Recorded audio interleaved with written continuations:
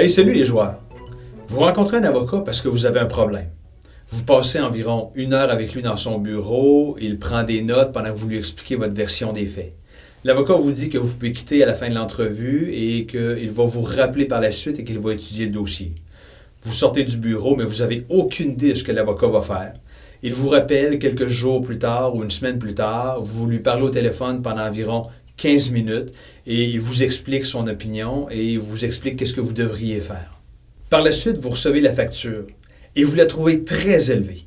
Alors que vous avez juste passé 1 heure avec lui dans son bureau et que vous avez passé 15 minutes au téléphone avec lui pour connaître son opinion, la facture est très élevée.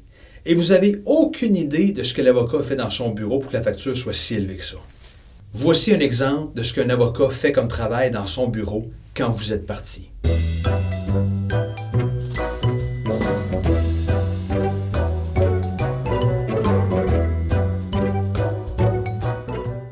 Tout d'abord, ce que je vous explique là, c'est ma vision de la chose. Ça ne veut pas dire que tous les avocats travaillent de cette manière-là, mais sans qu'on s'en rende compte, ça doit ressembler un peu à ce que je vais vous expliquer. Imaginez une pyramide avec certains paliers. Plus l'avocat est expérimenté, plus il y a des chances qu'il sache immédiatement quoi faire dans votre dossier. Mais c'est rare parce qu'en droit, chaque situation est une situation différente et souvent on a beaucoup de recherches et de vérifications à faire. Une fois que le client quitte, on va voir dans les lois et les règlements si on retrouve la situation exacte du client décrite noir sur blanc. Imaginons un dossier de vice caché où le drain de fondation de la résidence achetée est complètement bouché et l'acheteur pense que le drain était bouché au moment de la vente. La première fois qu'on rencontre un client qui a un problème de vice caché, on va regarder dans le Code civil du Québec. On va dans la section des obligations, c'est la section qui traite des contrats. On va dans la sous-section en lien avec le contrat de vente et on va dans la sous-section qui traite la découverte d'un vice de qualité. Ce qu'on y retrouve, c'est qu'un acheteur qui découvre un vice de qualité, ce qu'on appelle souvent un vice caché, va devoir envoyer un avis écrit, qu'on appelle un avis de dénonciation d'un vice caché, au vendeur avant de faire les travaux, sinon l'acheteur peut perdre tous les recours. On a juste besoin de regarder la loi, on trouve immédiatement la réponse, c'est fantastique. Mais c'est rare que c'est aussi facile que ça. Allons plus loin. Le vendeur requiert les services d'un avocat et cet avocat-là écrit une lettre en disant que le drain de fondation existe depuis plus de 50 ans, ce qui fait en sorte que la valeur de ce drain de fondation-là, c'est un gros zéro, même s'il y avait un vice caché. Il y a tellement de dépréciation du drain de fondation que l'acheteur n'a pas le droit de requérir de l'argent du vendeur pour une situation comme ça. Mais vous comprendrez que dans la loi, dans le Code civil du Québec, c'est pas marqué qu'est-ce qu'on fait avec un drain de fondation de 50 ans. Donc, à ce moment-là, il faut qu'on aille plus loin au prochain palier. On va essayer de voir est-ce qu'il y a des jugements qui sont venus expliquer qu'est-ce qu'on fait avec un drain de fondation qui a une durée de vie de 50 ans ou 45 ans. On essaie de trouver un cas assez similaire pour voir qu'est-ce que les juges vont faire dans un cas comme celui-là.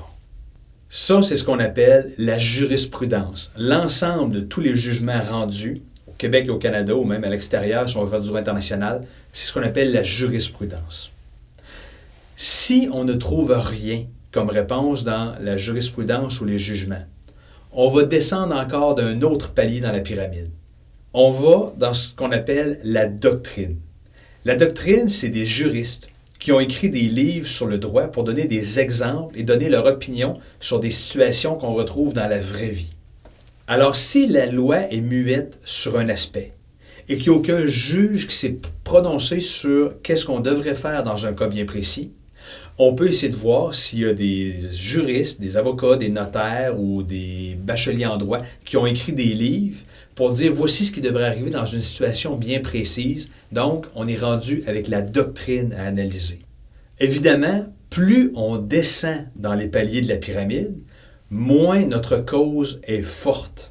Parce qu'on a de moins en moins d'arguments, ou les arguments sont moins solides parce que la loi ne les reconnaît pas, les jugements ne l'ont pas reconnu, on est rendu seulement avec un auteur qui a écrit sur le sujet en donnant son opinion, qui peut être une opinion complètement contraire de ce qu'un autre auteur dirait.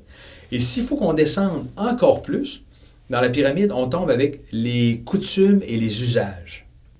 Quand on se rend là dans nos analyses, c'est clairement le temps de régler hors de cours. Voici un exemple de ce qui pourrait constituer un usage et coutume qui pourrait être appliqué. Un article d'une convention collective en droit du travail est ambigu sur un aspect, mais pendant 5 ans, 10 ans, 15 ans, 20 ans, la convention collective avec cet article ambigu est appliquée d'une certaine manière. Après un certain temps, le syndicat dit « Désormais, on va appliquer ça différemment » et l'employeur à ce moment-là pourrait dire que l'usage et la coutume dans l'entreprise, c'était d'appliquer cet article ambigu-là de cette manière-ci et non pas selon la manière que le syndicat veut l'appliquer. Donc, partant de là, on tombe avec l'usage et les coutumes, mais comme je vous ai dit, on devient de moins en moins fort dans nos théories. Maintenant, imaginons que dès le départ de l'analyse, on trouve la réponse dans la loi, mais que la réponse est défavorable au client. Eh bien là, la seule solution, c'est de monter d'un palier au sommet de la pyramide pour voir si la loi ou le règlement qui est défavorable à notre client pourrait être invalidé au niveau constitutionnel. Mais pour se rendre à ce niveau d'analyse par un avocat, eh bien là, on se retrouve avec une cause complexe qui va être longue, qui va être compliquée et qui va coûter cher. Vous avez maintenant une carte de plus dans votre jeu.